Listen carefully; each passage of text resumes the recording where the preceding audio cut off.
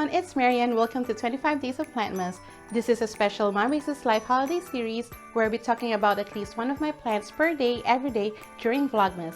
I'll be sharing with you the plant's journey with me ever since I've gotten it, all of our highs and lows, and of course how I care for and propagate the plant.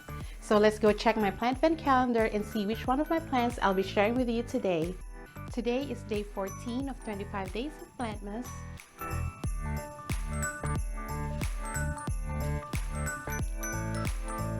And our plantmas of the day is my monstera deliciosa.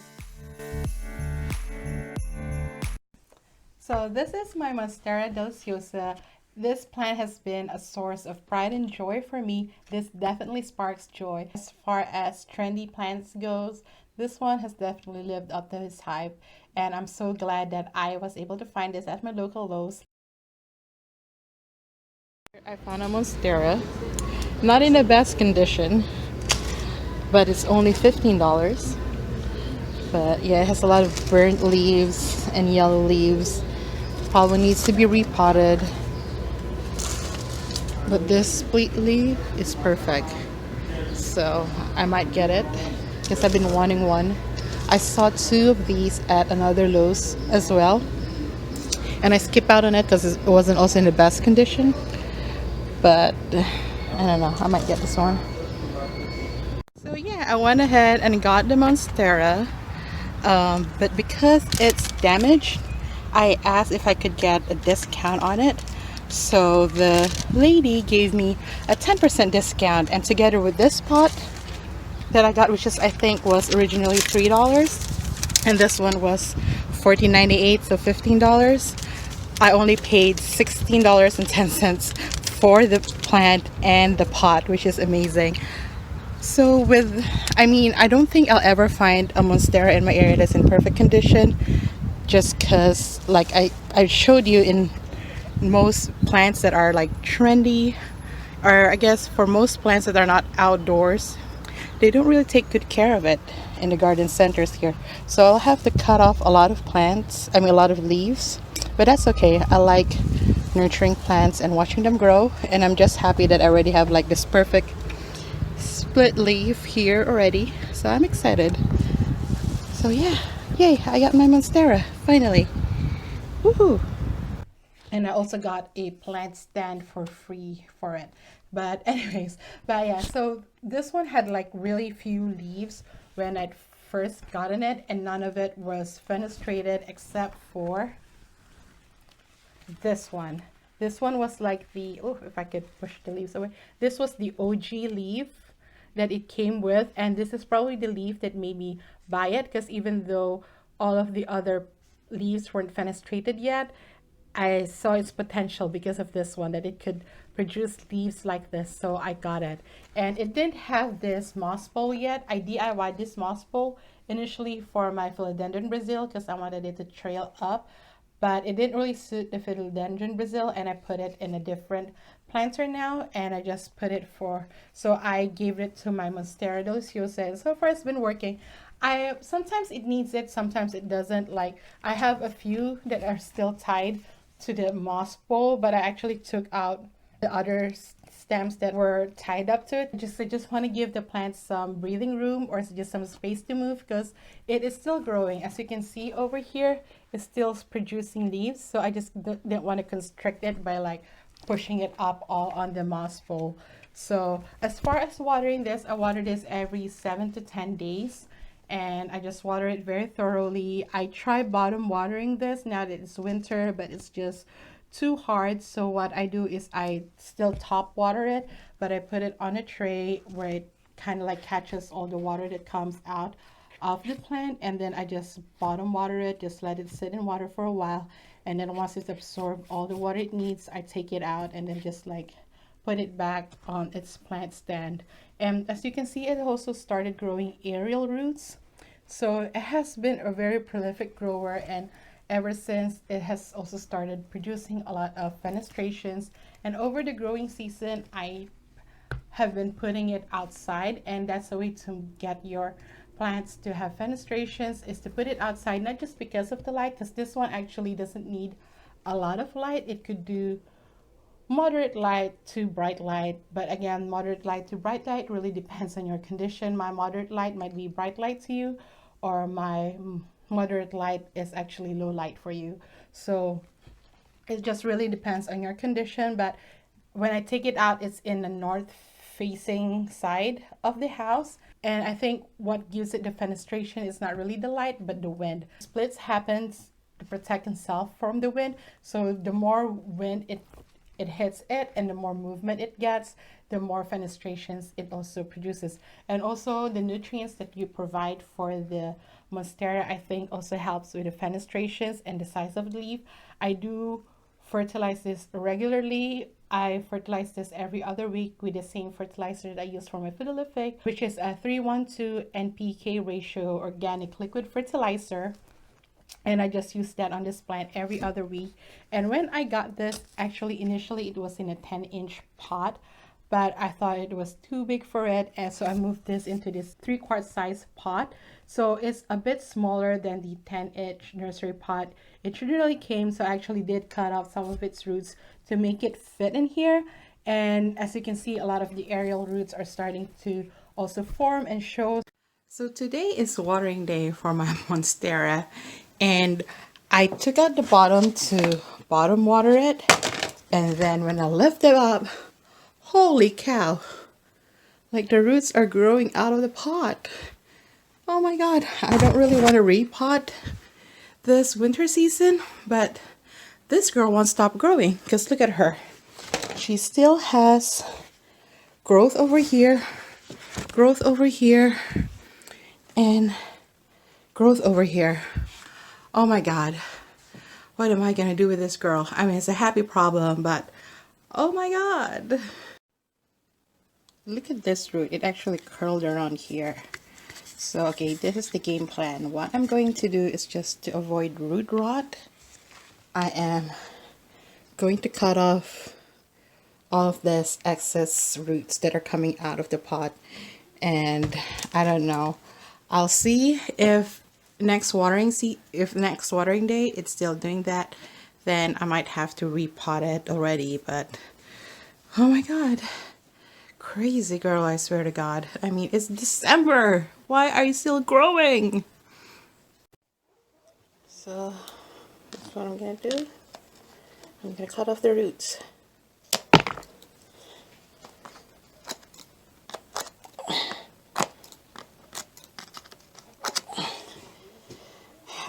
Alright, so this is the root that I took out, and there's still some more coming out, but let's see. I think maybe I could push it in.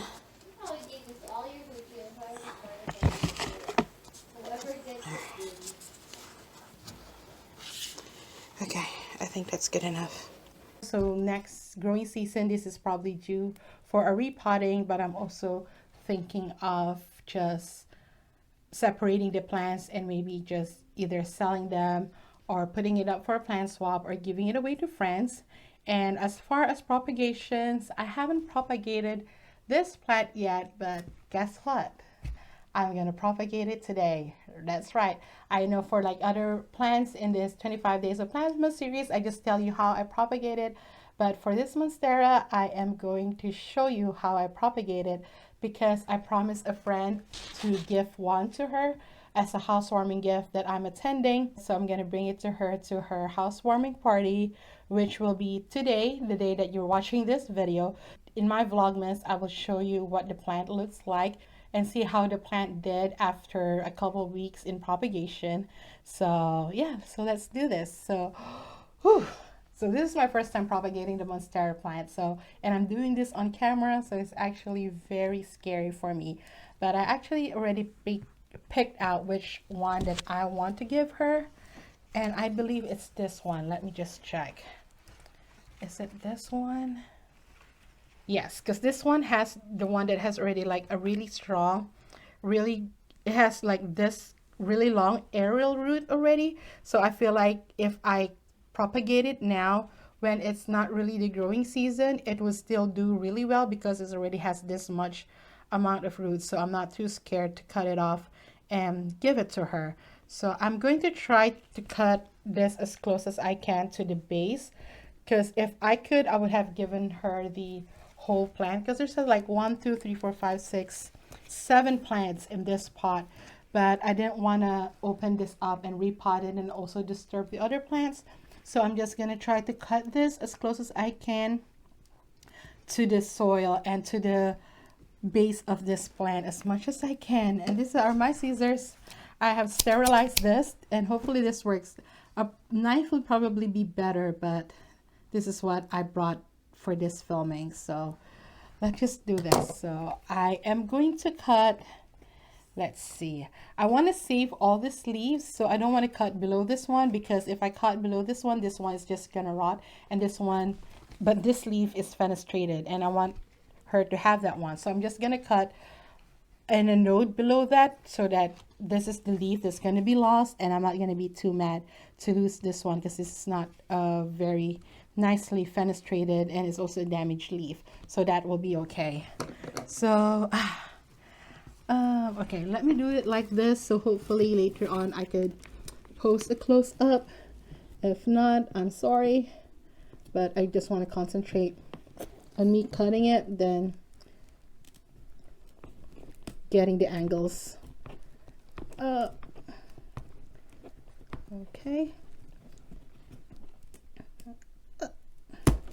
Oh my god. I did it. I did it. I did it. I did it. Oh my god. Oh my god. I did it. I did it. I don't know what I did, but I did it. Oh. Okay. So I'm taking out the roots gently. Oh, it has another long root. Oh my god. And this one has, oh, the bottom one has like a root that's already like into the soil, an aerial root that's already been growing into the soil. So I don't know if I can take it out. I might have to cut it. So I cut it. I cut it. I cut it. And this one, I cut it. I cut it. Oh my god. So yeah, so this is the cutting that I'm giving to my friend that I am gonna propagate now in sphagnum moss. Oh my god, first propagation of that plant. So I'm gonna put this in this container. So this is a Chinese takeout container that I've been using as my propagation pots. Because like it's clear, so I can see the roots growing, and I just poke holes in it. I just like use a hot knife, and I just like poke holes in it so it has drainage. So I'm gonna put it right over here. So let me see, how am I gonna form it first before I wrap it in sphagnum moss. So I think this would work like that. So maybe I think I should just cut this off now, since it's just gonna rot. So let me just cut it off now. Okay, so it doesn't get in the way. And then yeah, so I think it's just gonna be like this, right? And then she'll have like one fenestrated leaf. Well, actually two, because this one is also fenestrated too, although just singly. It's also just like a single one. And then, but should I also cut? No, because then she would lose this leaf. Because I was thinking of also just cutting it up here, so she'll just have 2 plants. Or should I just keep it as 1 plant? I think I'm just gonna keep it as 1 plant. And then I'll just gonna like, I don't know, tie this up so that it's not like lying down like that. Okay, well, let's put it in sphagnum moss first before I continue freaking out.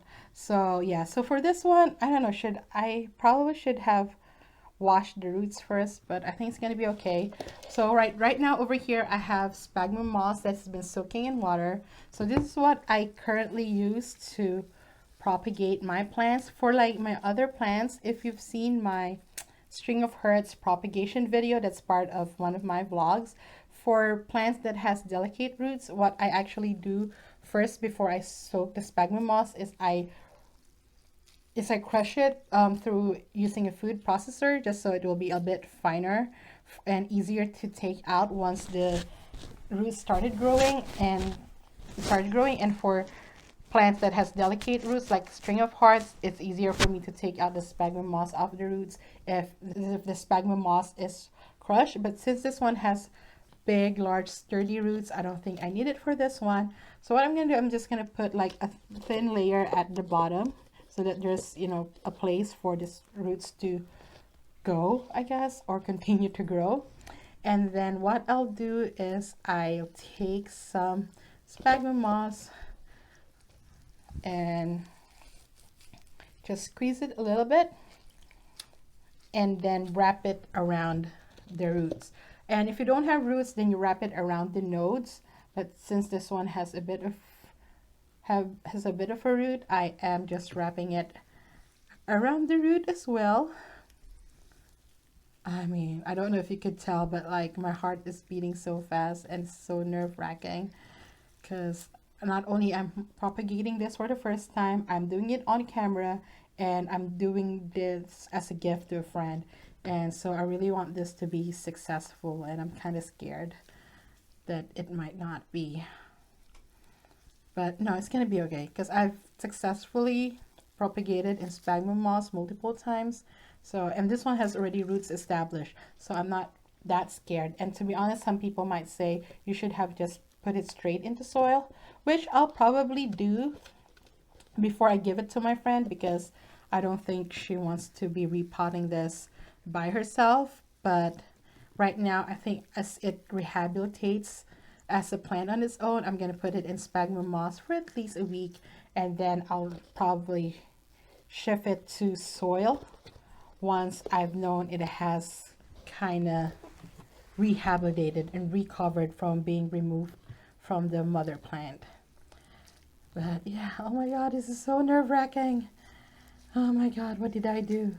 No, I'm doing a good thing because I'm gifting this to a friend, and she's a really good friend of mine, and she just bought a new house, and she has started her plant journey as well. I've seen her post on Instagram posting some plants that she already owned, and I DM'd her and asked her, hey, are you interested in more plants? I could give you some from my plant collection as a housewarming gift. Do you have any preference? And she said she doesn't really have any preference, and she would love anything from my collection. And she actually doesn't know that I'm giving her a monstera deliciosa. So I hope she's aware of this plant, and she'll be really surprised when I gift it to her because I'm really excited to give her a monstera deliciosa. But yeah, so this is the monstera deliciosa all propagated in sphagnum moss, and so it's just gonna stay there a little bit. So it's just gonna stay there for now, and I think it does need a little bit more sphagnum moss, but I don't have any more, so I'm just gonna put some more later off camera. And yeah, I'll give you updates on this one in my Vlogmas and also in my Instagram. So be sure to follow me on Instagram and also watch my Vlogmas episodes. And I think the episode where I am gifting this to my friend comes out for tomorrow. So just be sure to check that out and see what happens to this monstera deliciosa propagation. But yeah, so this is my monstera deliciosa, the mother plant and the propagation, our plantmas of the day. That's our Plantmas story of the day. I hope you enjoyed it. Please be sure to tune in tomorrow for the next installment of 25 Days of Plantmas. And if you miss any episodes, all of them will be included in the playlist that links up in the card and down in the description. Thanks again for watching. I see you, I appreciate you, and have a plentiful holiday season, everyone. Bye!